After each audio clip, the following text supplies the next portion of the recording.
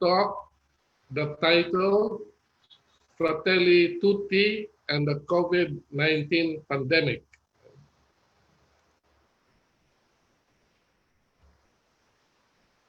Its ultimate objective, however, the ultimate aim of this talk is to reflect on our life and mission as the University of San Carlos in a post-COVID-19 world.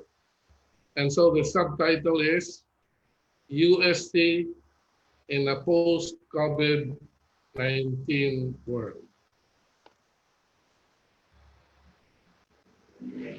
I'd like to divide this reflection this morning into three parts. First of all, a reflection on the significance of the COVID-19 pandemic. Secondly, an overview of the encyclical Fratelli Tutti. And then thirdly, a reflection on UST in a post-COVID-19 world. So let me begin then with the first part, which is a reflection on the significance of the COVID-19 pandemic.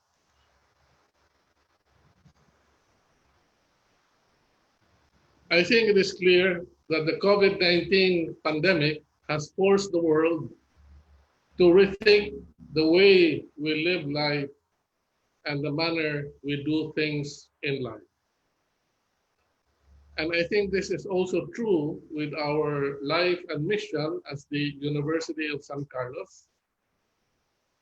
How should our life and mission look like as the University of San Carlos in a post-pandemic world?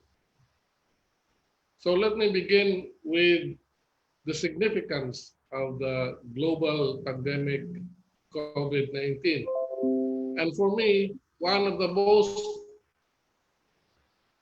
profound reflections on the significance of this global pandemic was made by Pope Francis in the homily he gave before he imparted the extraordinary blessing Urbi et Orbi on March 27th of this year.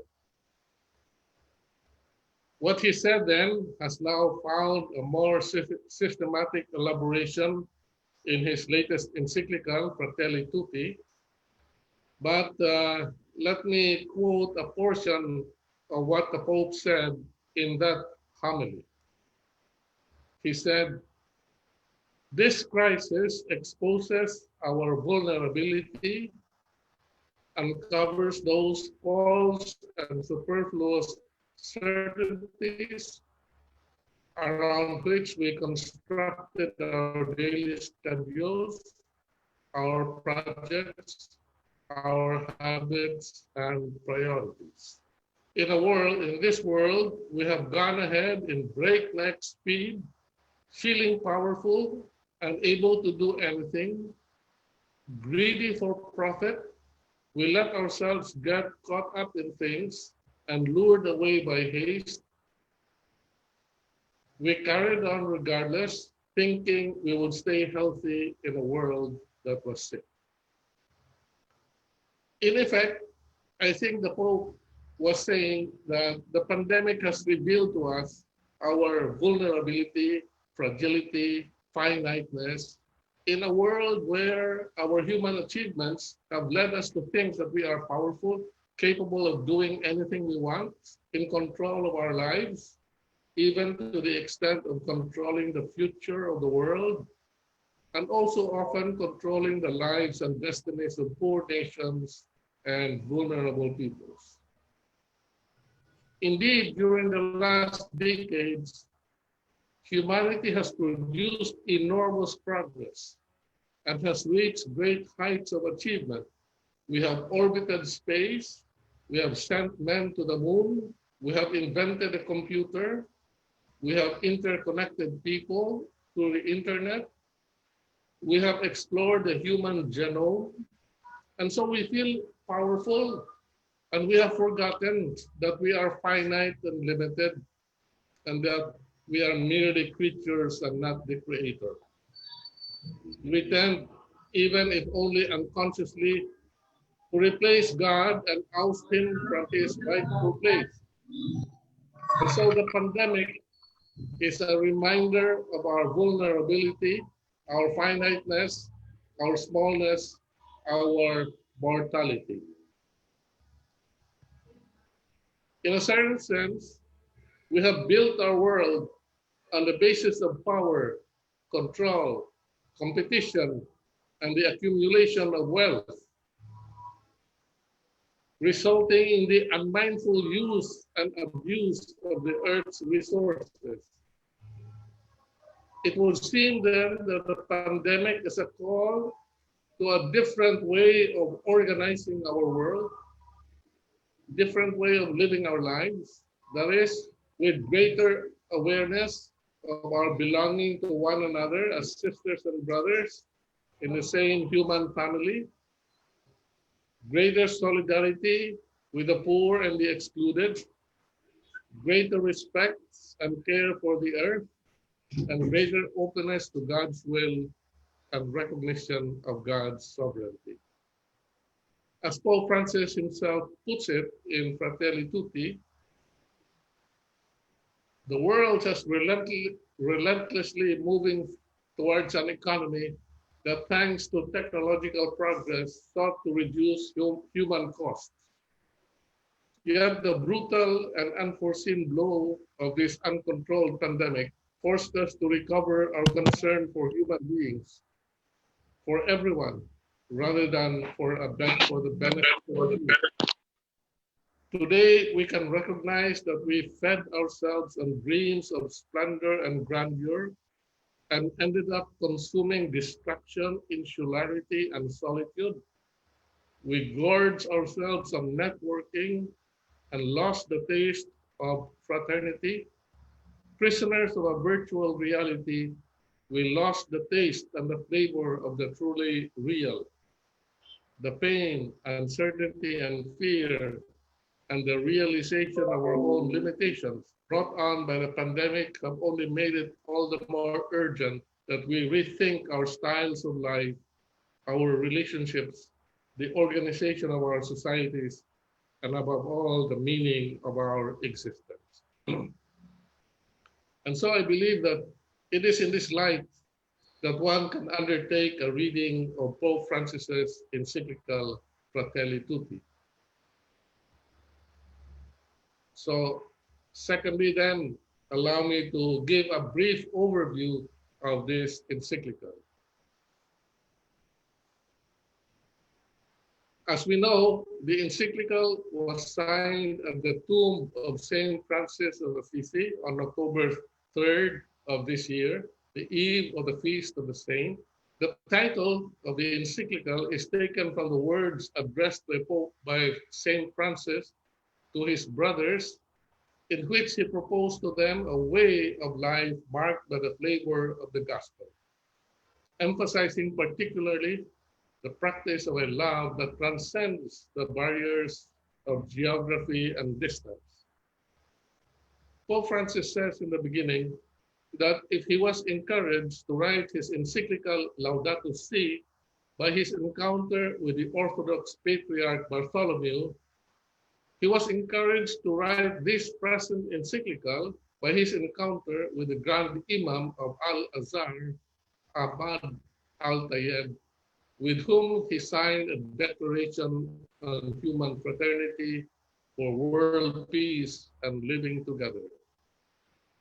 Still, the primary inspiration behind the encyclical, like in Laudato Si, is Saint Francis of Assisi. And so the Pope narrates in the beginning Saint Francis's visit to Sultan Malik el-Kamil in Egypt.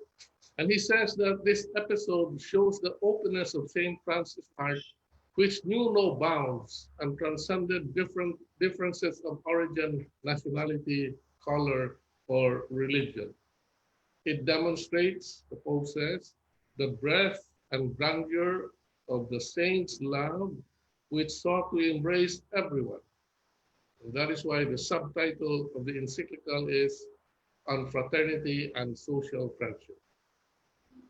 Apparently, Pope Francis began writing the encyclical before the outbreak of COVID-19, but was overtaken by this global pandemic. And therefore, this global pandemic became an added impetus and a specific perspective of the writing of the encyclical. As Pope Francis puts it in number 7, the COVID-19 pandemic unexpectedly erupted, exposing our false securities. Aside from the different ways that the various countries responded to the crisis, their inability to work together became quite evident. For all our hyper-connectivity, we witnessed a fragmentation that made it more difficult to resolve problems that affect us all. Anyone who thinks that the only lesson to be learned was the need to improve what we are already doing or to refine existing systems and regulations is denying reality. And so it is in this light that we can see the purpose or the objective of the encyclical. And this is what Pope Francis says in number 8.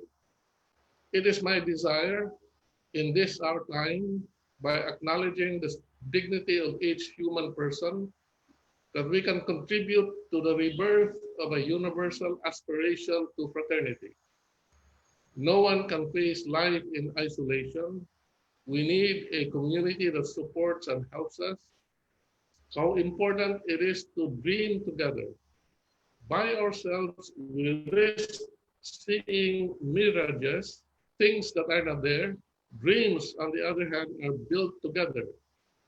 Let us dream them as a single human family, as fellow travelers, showing the same flesh, as children of the same earth, which is our common home, each of us with his or her voice, brothers and sisters all. And therefore, the encyclical may be regarded as proposing to build an alternative world, a world built on human fraternity. And this proposal comes in 3 stages. First, Pope Francis undertakes a reading of the current situation of our world. And then secondly, he reflects on this situation in the light of the parable of the Good Samaritan.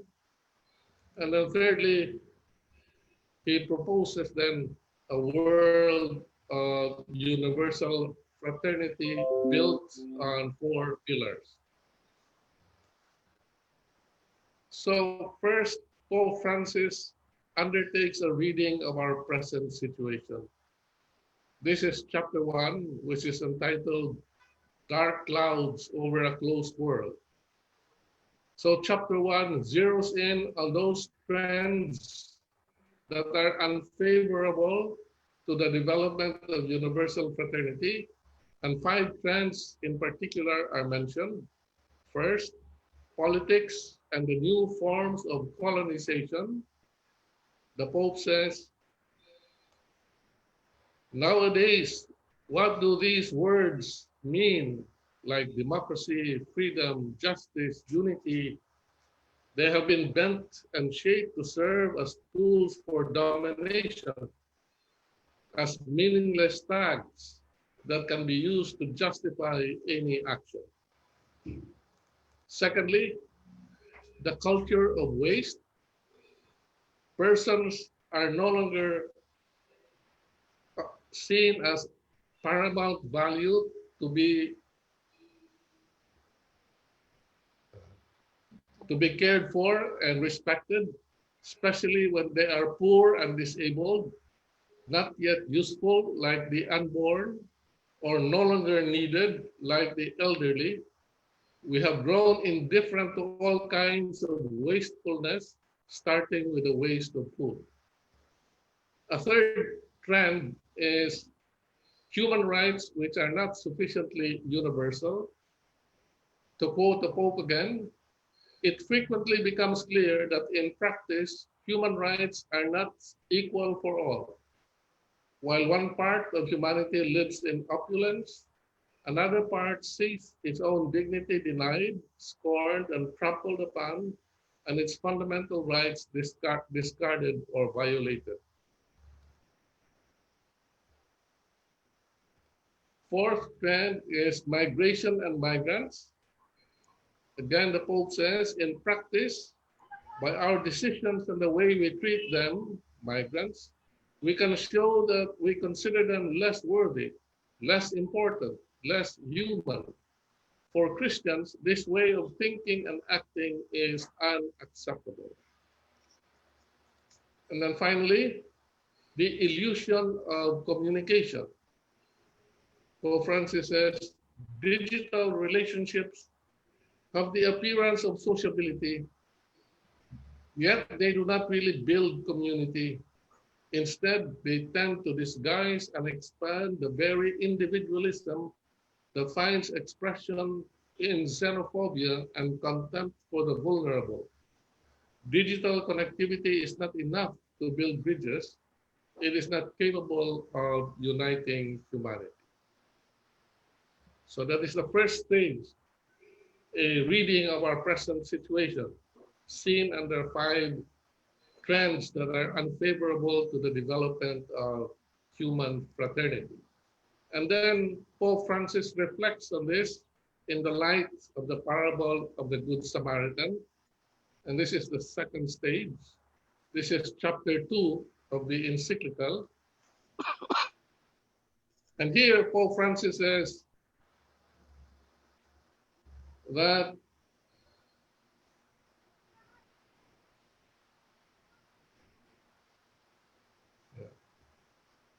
in an unhealthy society that turns its back on suffering and that is illiterate in caring for the frail and the vulnerable, we are called, just like the Good Samaritan, to become neighbors to all, overcoming prejudices, personal interests, historic and cultural barriers.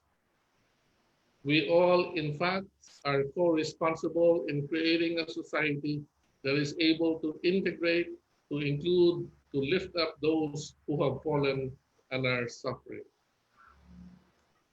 To quote Pope Francis more fully, he says, "It is remarkable how the various characters of the story change.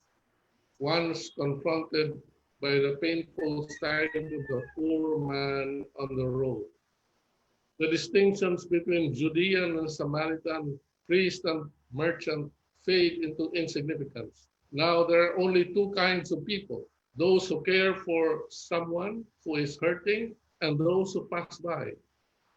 Those who bend down to help and those who are hurrying away. It is a moment of truth. Will we bend down to touch and heal the wounds of others? Will we bend down and help another to get up? This is the challenge today. In moments of crisis, decisions become urgent. It could be that here and now, anyone who is neither a robber or a passerby is either injured himself or bearing an injured person on his shoulders. And then the third stage is where Pope Francis makes the proposal of a world of human fraternity.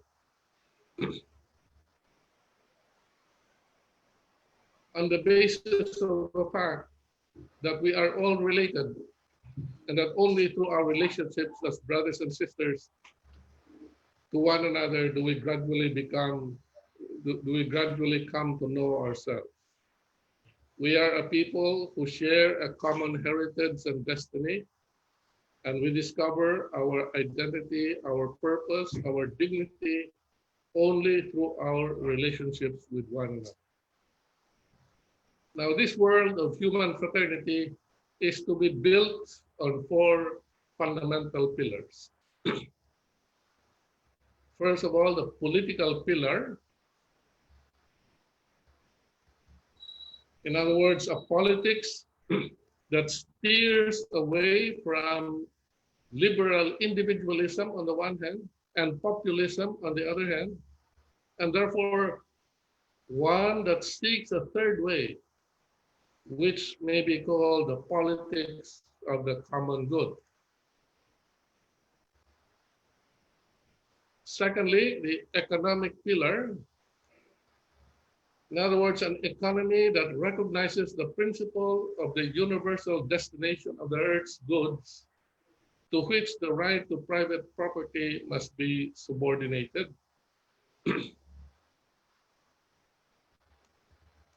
And then thirdly, the cultural pillar, that is a culture of encounter and dialogue, where divisions and polarizations are overcome, not by eliminating differences and diversity, but by allowing them to coexist and eventually integrating them.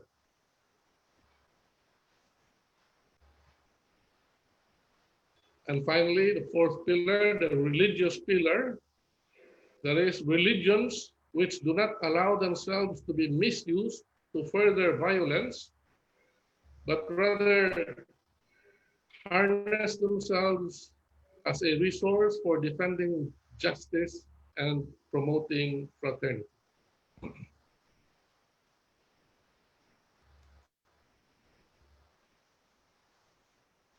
And so coming now to the third part of this talk, USC in a post-COVID-19 world, I think it is in this light that we need to rethink the life and mission of USC in a post-pandemic world.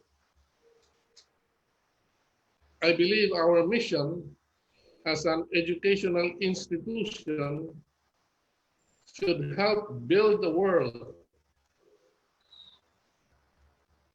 built not on power, control, competition, and the accumulation of wealth, but rather a world built on tenderness, compassion, solidarity, and the sharing of resources.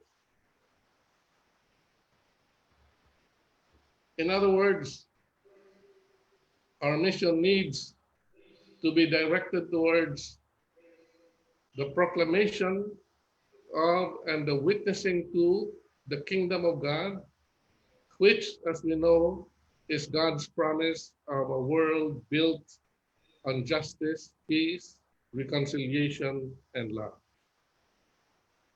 Perhaps the one word that captures all this is dialogue. As Pope Francis puts it in 198 of Fratelli Tutti, approaching, speaking, listening, looking at, coming to know and understand one another, and to find common ground, all these are summed up in the one word, dialogue. If we want to encounter and help one another, we have to dialogue. And so at the heart of our mission as an educational institution should be the formation of persons of dialogue, men and women who will seek and be capable of helping to create a world built on tenderness, compassion, solidarity, and the sharing of resources.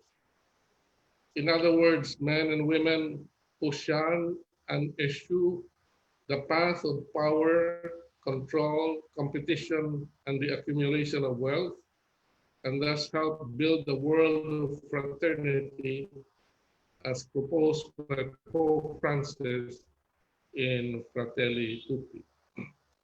Dialogue, of course, resonates deeply with USC, and this for two reasons. First, because of the connection between dialogue and the university. And secondly, because of the connection between dialogue and the SVD. So first, dialogue and the university.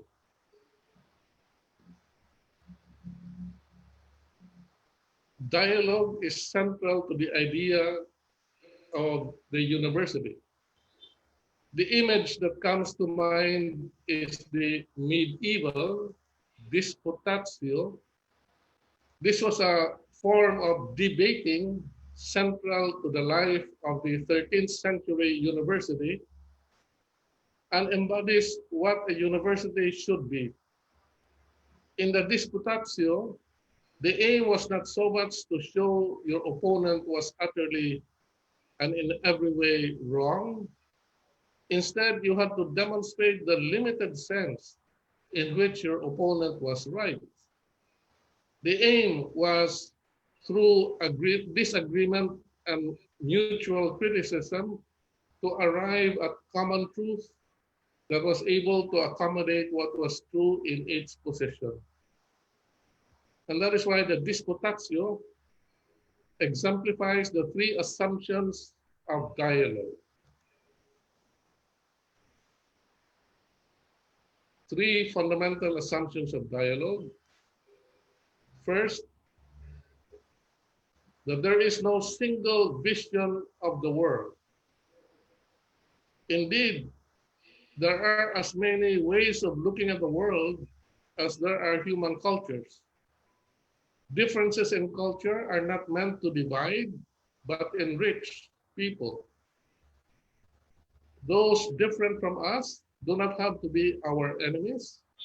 Indeed, they are meant to be our friends, fellow pilgrims on the human journey to the fullness of truth and life. And we can pilgrim together only if we dialogue. So the first fundamental assumption, there is no single vision of the world. Second, truth is larger than what any of us, whether individuals, cultures, religions, or groups, can grasp or understand. Indeed, even if the truth can be reached, it can be reached only in an imperfect and limited and partial way. No one of us has the monopoly of the truth. There is always something that I can learn from the other. That is why I seek to dialogue with the other. And thirdly, a common humanity binds us all. And that is why we can dialogue with one another. Despite all the diversity and differences that characterize us as people belonging to a variety of cultures, there is a common humanity that binds us together. In the end, we are all made of the same stuff. Ultimately, we are brothers and sisters sharing the same density, the same home, and this destiny is freedom or slavery, life or death, depending on whether we are able to dialogue with one another. Now, these three fundamental assumptions of dialogue are also the three fundamental principles on which the university is built, namely the pursuit of reason, the orientation to research, and the commitment to community service. Three fundamental pillars of the university. First of all, the pursuit of reason. The commitment of the university to the pursuit of reason contrasts with all forms of fundamentalism that seeks to impose a single vision of the world. In fact, Catholic schools exist partly in order to cultivate the sciences as a counter to ideology with its ready-made, narrow responses to human problems. The very notion of university implies universalism with an inherent openness to the richness and plurality of visions of the world, whether they be philosophies, cultures, art, literature, theologies, or religions. Secondly, the orientation to research and experimentation. The university's orientation to research and experimentation belies the claim that truth in its entirety can be known in one fell swoop, in a direct or simple vision, or at a glance, as it were. The following is what John Henry Newman, Cardinal John Henry Newman, wrote about the matter in his book, The Idea of the University. We know not by a direct or simple vision, not at a glance, but as it were, by piecemeal and accumulation, by a mental process, by going around an object, by the comparison, the combination, the mutual correction, the continual adaptation of many partial notions, by the employment, concentration, and joint action of many faculties and exercises of the mind. And this particular notion is embodied in the commitment to research and experimentation. And so the third principle, third pillar on which the university is built is commitment to community service and development. And this underlines the fact that education is built on the principle of human solidarity. The principal function of education is to teach us to be social beings, able to talk, to listen, and to learn from one another, even from those who are different from us, and ultimately to contribute to the larger society. In education, we learn that we share a common humanity, a common home, a common future. And then secondly, dialogue and the SVD.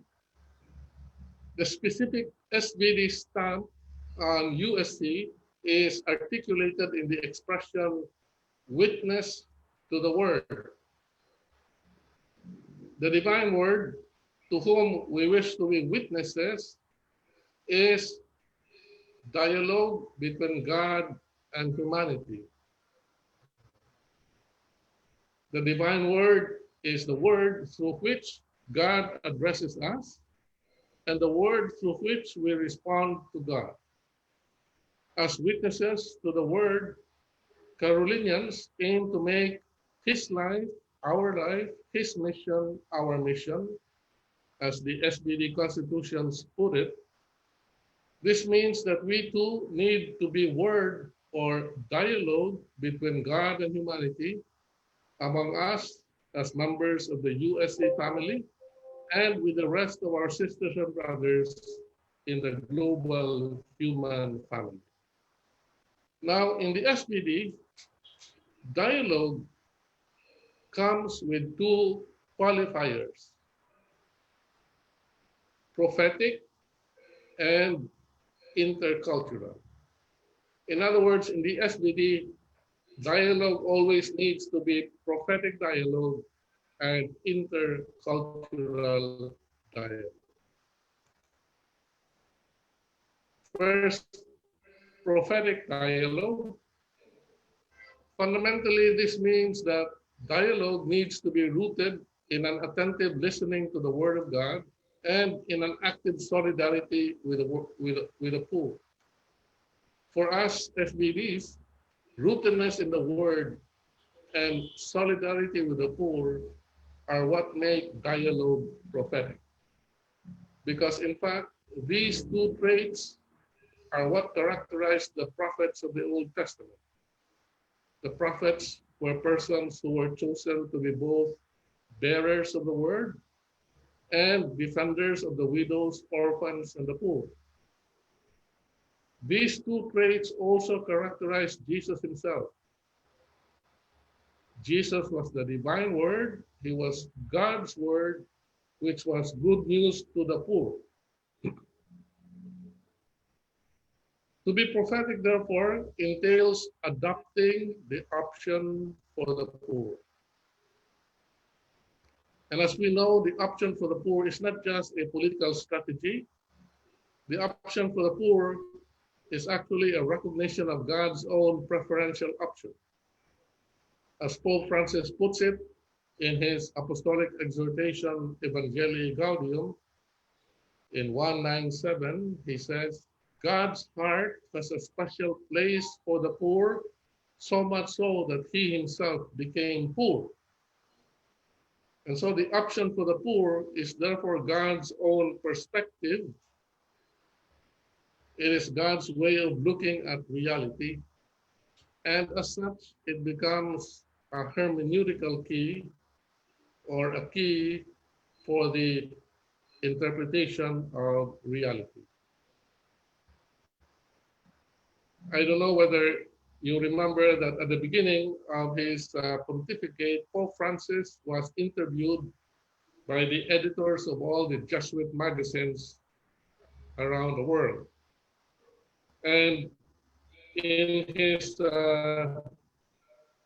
interview with the Italian Jesuit magazine La Civiltà Cattolica, Pope Francis said the following, I am convinced of one thing.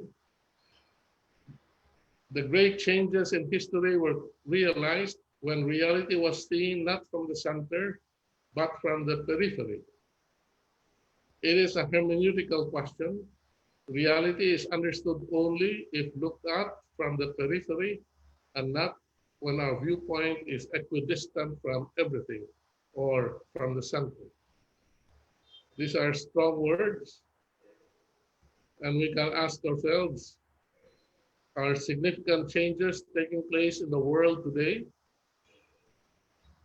If the answer is no, then perhaps the reason is because we are looking at reality from the center and not from the periphery. We can ask the same question about the Philippines. Are significant changes taking place in the Philippines today? If the answer is no, then perhaps the reason is because we are looking at reality from the center and not from the periphery. Great changes, significant changes will take place only when we begin to look at reality from the periphery and not from the center. Secondly, intercultural dialogue. As today's world becomes more and more multicultural, both the global community and local communities grapple with the question about the encounter between people of diverse cultures. Many people, governments, and nations hope for peaceful coexistence among peoples of various cultures. Christians, however, hope for much more. Not just peaceful coexistence, going beyond civil tolerance in the midst of differences, the Church strives for genuine interculturality, that is, the building and maintaining of mutually enriching and challenging relationships among people of diverse cultures. In other words, interculturality entails creating the atmosphere whereby diverse cultures are made to interact with each other in such a way that they do not only coexist with each other, much less are in conflict with each other, but enrich and transform each other. Generally, it is held that three essential attitudes are required for genuine interculturality. First, the recognition of other cultures, meaning allowing minority cultures or the culture of the minority groups to become visible in the community. Secondly, respect for cultural difference, meaning allowing the different to be different, allowing the other to be other. This, as one writer has said, is the sacredness of difference, and therefore avoiding any attempt to subsume minority cultures into the dominant culture. And then finally, promoting a healthy interaction among the cultures, that is, creating the conditions whereby each culture allows itself to be enriched and to be transformed by other cultures. And so for the SVD or USC, part of its mission is forming persons of dialogue.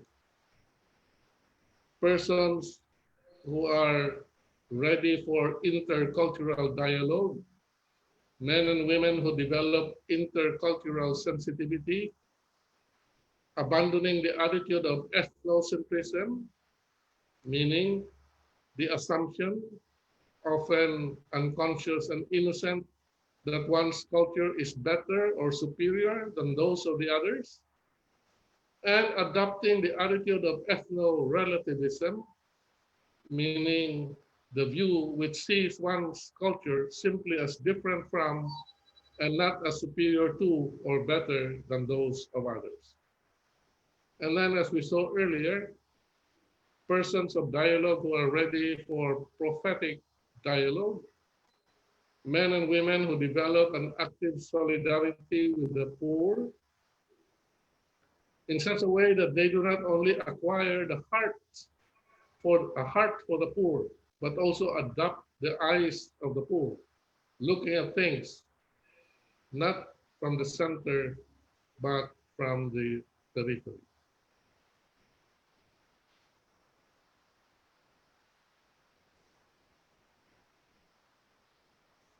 To conclude then this reflection, I'd like to go back to Pope Francis's encyclical Fratelli Tutti, where toward the end, he quotes the declaration that he and the Grand Imam Ahmad Al-Tayyib had made together in Abu Dhabi on February 4th, 2019.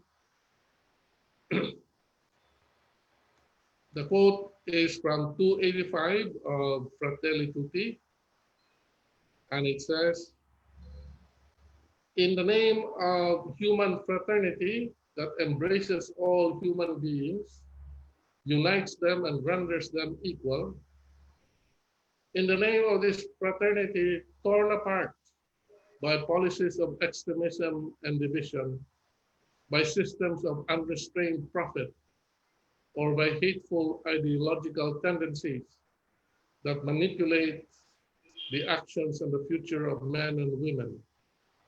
In the name of God and of everything stated thus far, we declare the adoption of a culture of dialogue as the path, mutual cooperation as the code of conduct, and reciprocal understanding as the method and standard." A culture of dialogue. I believe this ought to be the direction of USC's mission in a post-COVID-19 world. If so, then perhaps it will still be possible to build a world based not on power, control, competition, and the amassing of wealth, but rather a world built on tenderness, compassion, solidarity, and the sharing of resources. The political pillar, economic pillar, cultural pillar, and the religious pillar. And if so, then perhaps the death and suffering of so many people and the immense sacrifices of our healthcare workers during this pandemic shall not have been in vain. And then something good would still result from this global crisis, because as Saint Paul, the apostle to the Gentiles, assure us Where sin abounds, grace abounds all the more. Thank you for your attention.